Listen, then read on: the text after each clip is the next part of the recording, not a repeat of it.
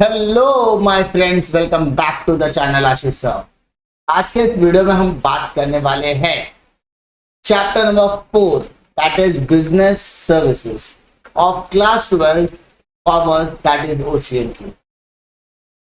आज के इस लेक्चर नंबर 3 के अंदर हम पेज नंबर 61 से लेके 63 कवर करने की कोशिश करेंगे, जो हमारा है primary functions of commercial bank.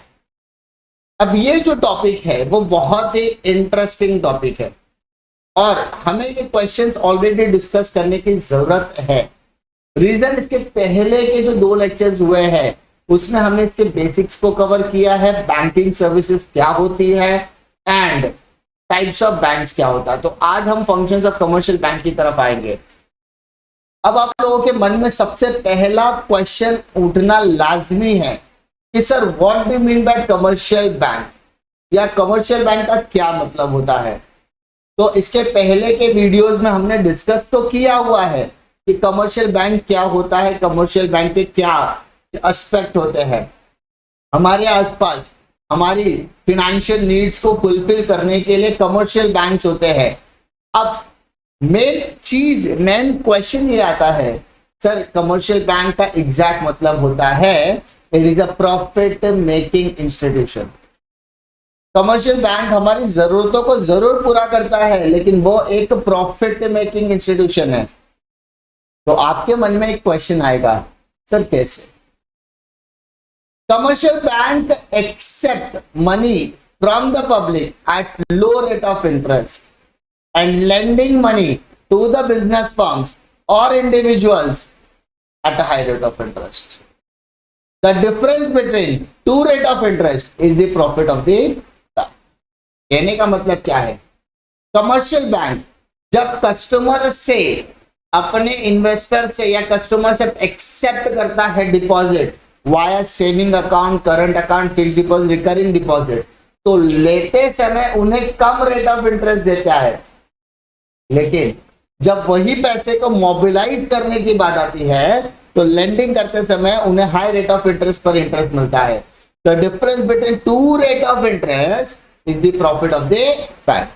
I hope आपको समझ में ये तो आ गया होगा कि कमर्शियल बैंक एक्चुअली वर्क कैसे करता है, उसे प्रॉफिट कैसे मिलता है। Now come to the functions of commercial bank. There are 2 types of functions. One is primary function. Primary function का मतलब क्या होता है? ऐसा कौन सा कमर्शियल बैंक, ऐसा कौन सा फंक्शन है जो हर कमर्शियल बैंक को परफॉर्म करना होता है। तो सबसे पहला अपना फंक्शन है that is accepting the deposit, granting loans and advances. पैसा लेने का, पैसा देने का। लेने को बोलते हैं एक्सेप्टिंग ऑफ डिपॉजिट, लेंडिंग को बोलते हैं granting loans and advances. Now what is the second function? That is secondary function। Secondary function customers की नीड को फुलफिल करने का समय होता है, काम करता है। कस्टमर अपनी इच्छा से कोई काम करवाना चाहता है, या कुछ ऐसे वर्किंग होते हैं या कुछ ऐसे फंक्शन जो बैंक पुट ऑन करते हैं ताकि उसकी जिंदगी आसान हो जाए, कस्टमर्स को अपना काम आसानी से करने में मदद मिले, फिनेंशियल नीड्स को फुलफिल किया जा सके। तो सेकेंडरी फंक्शन के अंदर आता है एजेंसी फंक्शंस एंड आपका यूटिलिटी फंक्शंस। ये कस्टमर्स को बांधे रखने में मदद करते हैं। ठीक है, नाउ मूव टू, सबसे पहले हम लोग बात करेंगे प्राइमरी फंक्शंस क्या क्या हो सकते हैं। अब हम बात करेंगे primary functions of commercial bank, जिसके अंदर there are 2 types, accepting of deposits and granting loans and advances. जब हम एक्सेप्टिंग ऑफ डिपॉजिट्स की बात करते हैं तो there are 2 types, there are 2 methods. एक होता है आपका टाइम डिपॉजिट्स एंड एक होता है आपका डिमांड डिपॉजिट्स। ठीक है, फिलहाल हम एक्सेप्टिंग ऑफ डिपॉजिट पर फोकस करेंगे, तो हम time deposit and demand deposit की बात करने वाले हैं। अब नाम से पता चलता है कि सर ये डिमांड डिपॉजिट होता क्या है। तो सर डिमांड डिपॉजिट का मतलब क्या होता है? टाइम डिपॉजिट का मतलब क्या होता है? टाइम डिपॉजिट मतलब, time deposit are also called as, या time deposit as called as time deposit because repaid to the customer of the expiry of the decided time। यानी जब कस्टमर और बैंक के बीच में वार्तालाप हो चुकी है, एग्रीमेंट हो चुका है, बातचीत हो चुकी है कि after expiry of the specific period of time we are going to withdraw that particular money और bank is going to give the money, उसको हम लोग बोलेंगे टाइम डिपॉजिट। समय सीमा समाप्त होने के बाद आपको पैसे मिलेंगे। दूसरा, the demand deposit are those deposit as repay to the customer whenever they demand, यानी जब कस्टमर से पैसे लिए थे तो हमने उससे कोई वादा नहीं किया था, और जो वादा नहीं किया था इसके मुताबिक वो जब डिमांड करेगा उसको हमको पैसा रिटर्न करना पड़ेगा। That clearly means money can be withdraw as per the wish of the customer through withdrawal slip, cheques, ATM cards, online transfer etcetera. मतलब कस्टमर जब चाहे अपना पैसा हमसे मांग सकता है, अपना पैसा विड्रॉ कर सकता है, उसके लिए वो हमारे बैंक के दरवाजे पर आकर विड्रॉवल स्लिप भर सकता है, या वो अपने पैसे एटीएम्स के थ्रू विड्रॉ कर सकता है, या वो अपने पैसे किसी और को ऑनलाइन ट्रांसफर या चेक के द्वारा ट्रांसफर कर सकता है। It depend on the time limit as well as demand. तो डिमांड के हिसाब से वो अपनी कभी भी मांग सकता है, टाइम मतलब एक्सपायरी ऑफ द टाइम के बाद। अब हम बात करने वाले हैं कि सर एक्सेप्टिंग ऑफ डिपॉजिट क्या होता है। तो हमने अभी पढ़ा time deposit and fixed demand deposit की। तो सर टाइम डिपॉजिट दो तरीके के होते हैं, पहला fixed deposit and second recurring deposit. Fixed deposit के बाद अब डिमांड डिपॉजिट में दो टाइप होंगे, that is saving account and current account. अब हम ये चार जो अकाउंट्स की बात कर रहे हैं, fixed deposit, recurring, saving and current, इसको मैं डिटेल में एक्सप्लेन करने वाला हूं। ठीक है, पहला फिक्स्ड डिपॉजिट क्या होता है, नाम से पता है, जब कस्टमर अपने कुछ पैसे को बैंक में कर देता है deposit for the fixed period of time, उसको कहते हैं fixed deposit. The fixed deposit account is an account where the fixed amount is kept for a fixed period of time bearing fixed interest rate. जब customer अपने कुछ पैसे bank के पास fix period of time पर fix rate of interest के लिए दे देता है, उसको कहेंगे हम लोग fixed deposit. Rate of interest is more as compare to saving bank account and varies with the deposit period. Normally withdrawal of amount is not permitted before maturity date. Normally यहाँ पर जो रेट ऑफ इंटरेस्ट की हम बात करते हैं वो बाकी सबके कंपैरिजन में ज्यादा होता है। दूसरा, यहाँ पर जो सेविंग बैंक अकाउंट की हम बात कर रहे हैं वो बाकी सबसे ज्यादा है। तीसरा, यहाँ पर आप अपने पैसे को विड्रॉ नहीं कर सकते विदाउट द परमिटेड लिमिट या एक्सपायरी ऑफ द लिमिट।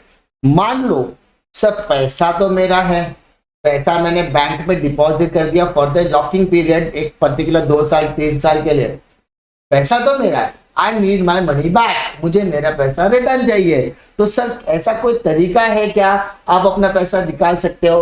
तो जी हाँ, अगर आप अपना पैसा फिक्स डिपॉजिट से निकालना चाहते हो अपनी समय सीमा खत्म होने से पहले, इन दैट केस आपके इंटरेस्ट रेट में फर्क आ सकता है और आपके शायद प्रिंसिपल में भी कुछ गिरावट आ सकती है।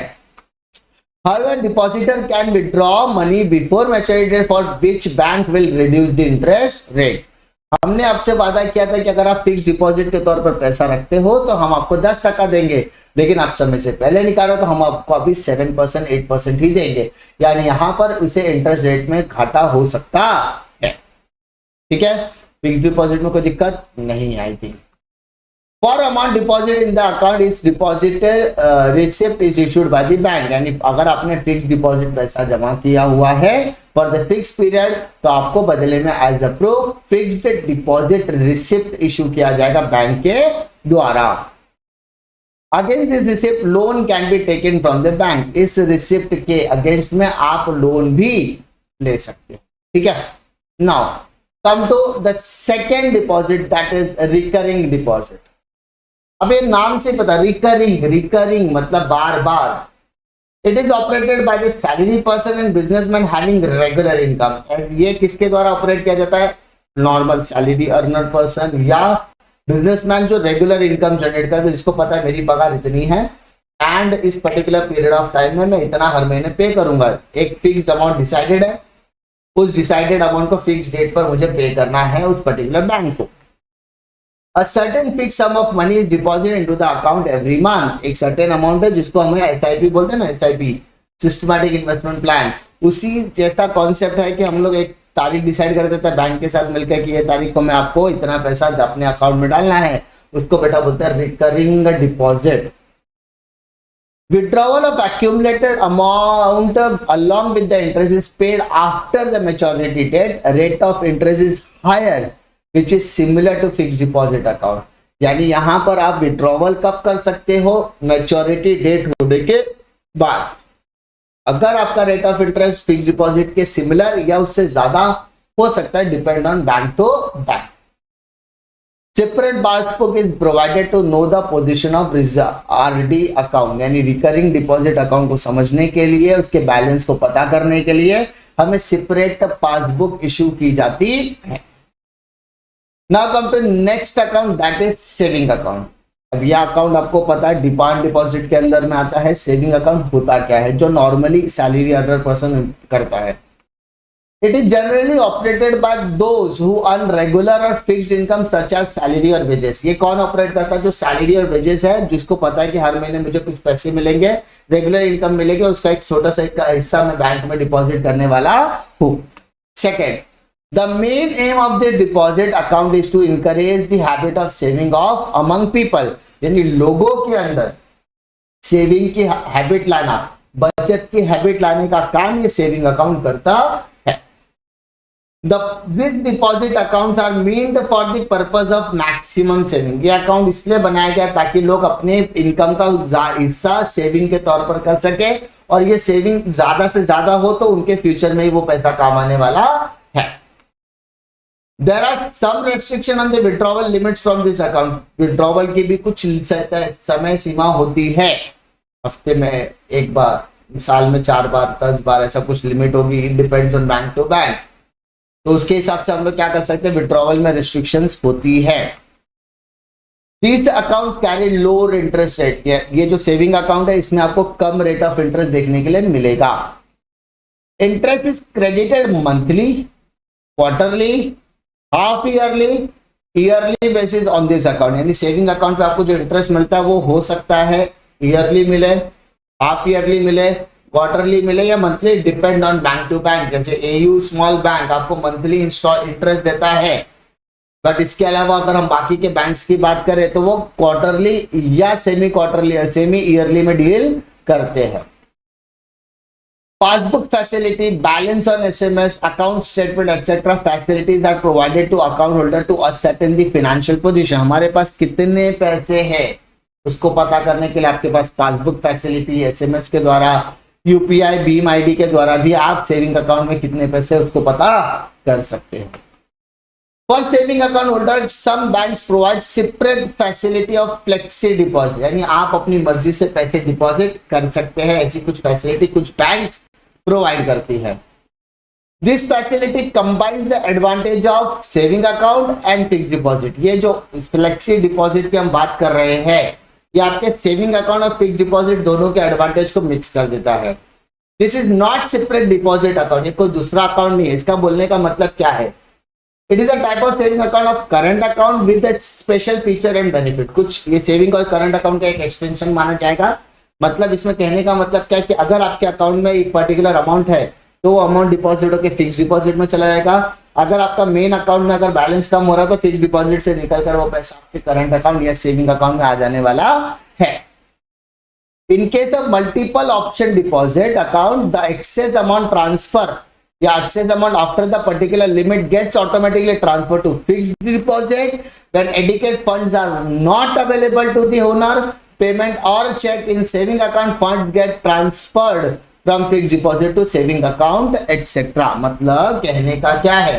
मान लीजिए मेरे अकाउंट में 10,000 रुपए और मैंने कहा है कि मेरे अकाउंट में अगर 5,000 रुपए से ज्यादा रकम है तो उसको फिक्स डिपॉजिट में जमा कर दिया जाए। तो मेरे अकाउंट में 10 है तो 5,000 कट जाएगा, 5,000 मेरे अकाउंट में रहेगा, 5,000 कट के वो फिक्स डिपॉजिट में चला गया। अगर मेरे पास कोई चेक आ गया 6,000 रुपए का, मेरा अकाउंट में 5 है तो 6,000 का चेक क्लियर कैसे होगा? वो 5,000 जो फिक्स डिपॉजिट में वो कन्वर्ट होके वापस है सेविंग, यानी सेविंग को एफडी, एफडी को सेविंग में कन्वर्ट करने को हम लोग कहते हैं फ्लेक्सी डिपॉजिट।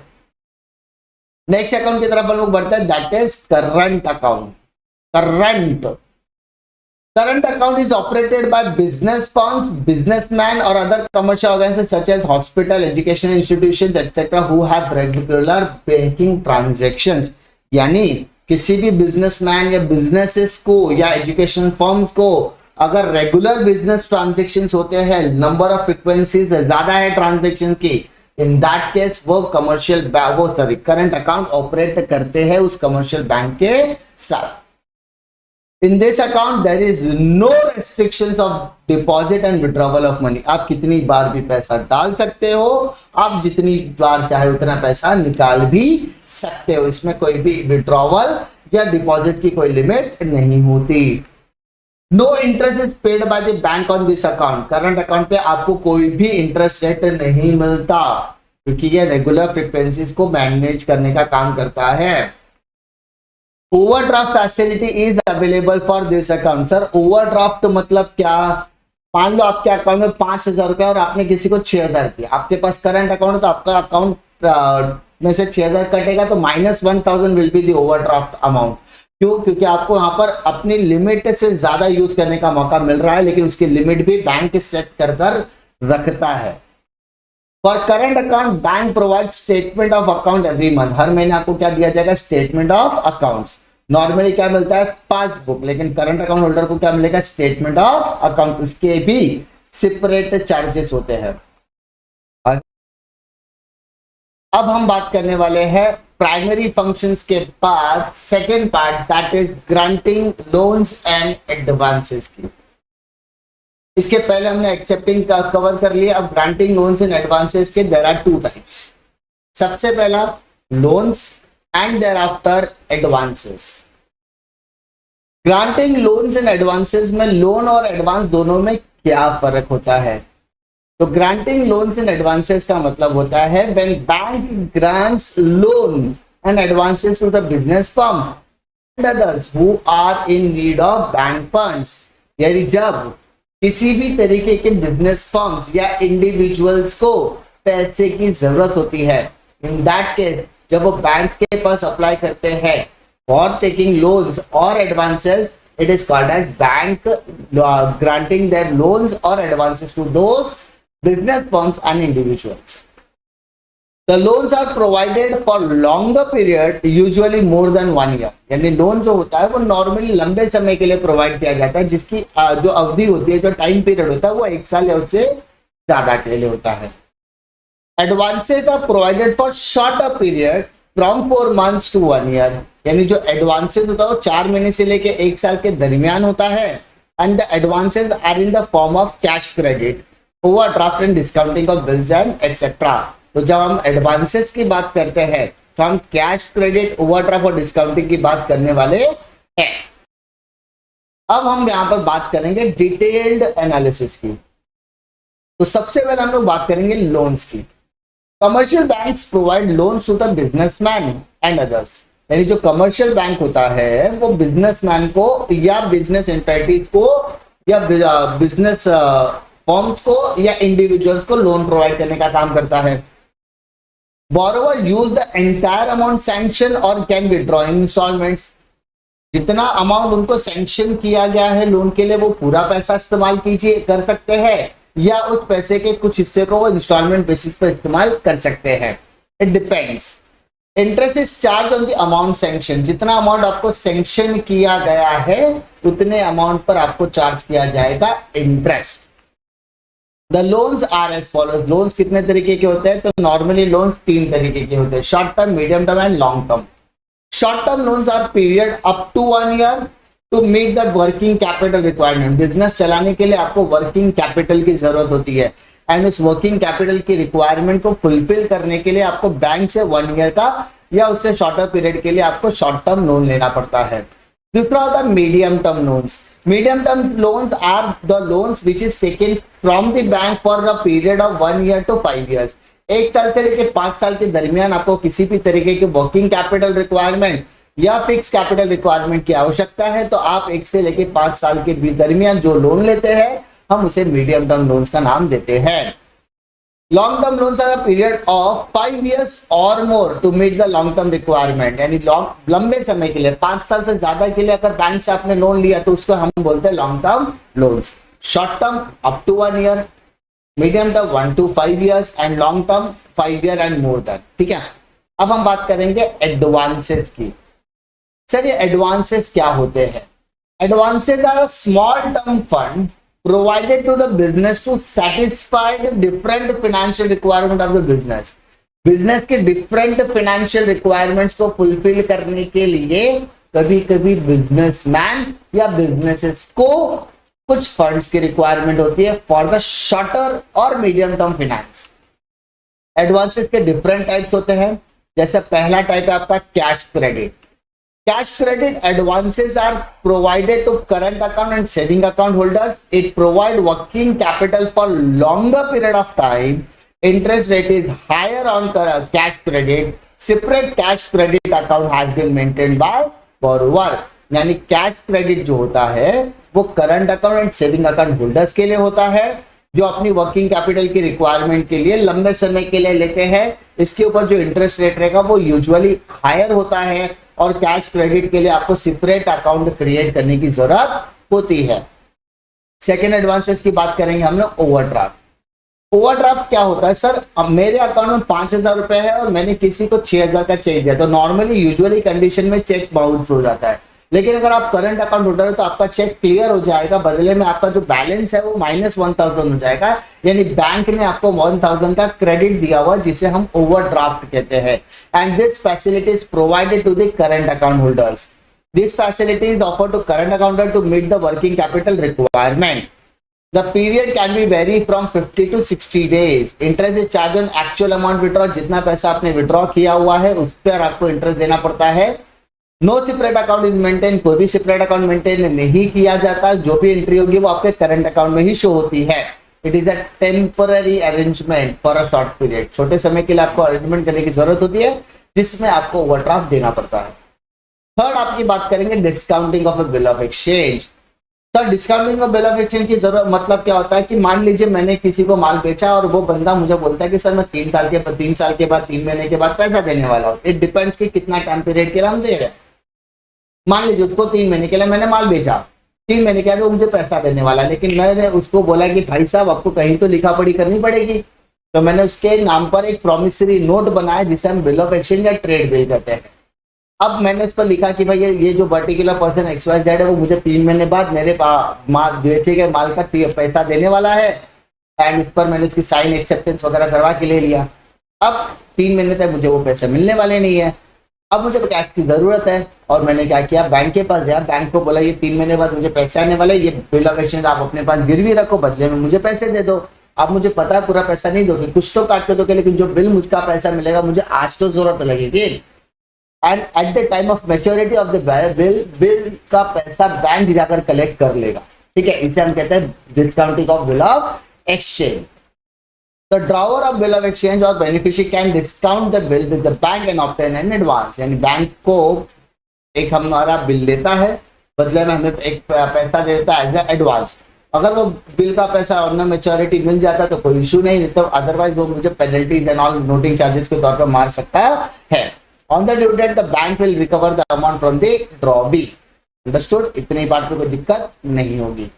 उम्मीद करता हूं कि आपको इस primary functions of commercial bank में कोई भी डिफिकल्टी नहीं होगी। वीडियो को अगर अभी तक देख रहे हो थैंक्स फॉर वाचिंग, एंड अगर अभी तक आपने टेलीग्राम चैनल नहीं ज्वाइन किया है तो जरूर ज्वाइन कीजिए, क्योंकि वहां पर आपको लेक्चर अपडेट्स एंड नोट्स भी वहां पर प्रोवाइड होने वाले हैं। फ्यूचर कम्युनिकेशन भी आपको वहां से भी देखने के लिए मिलेगा। अगर आपको वीडियो पसंद आता है तो लाइक करो, दोस्तों में जरूर शेयर कीजिए। इसी तरीके की कंटेंट के लिए चैनल पे बने रहने। मिलता हूं मैं आपको अगले वीडियो में एक और नए इंटरेस्टिंग लेक्चर के साथ। तब तक के लिए जय हिंद।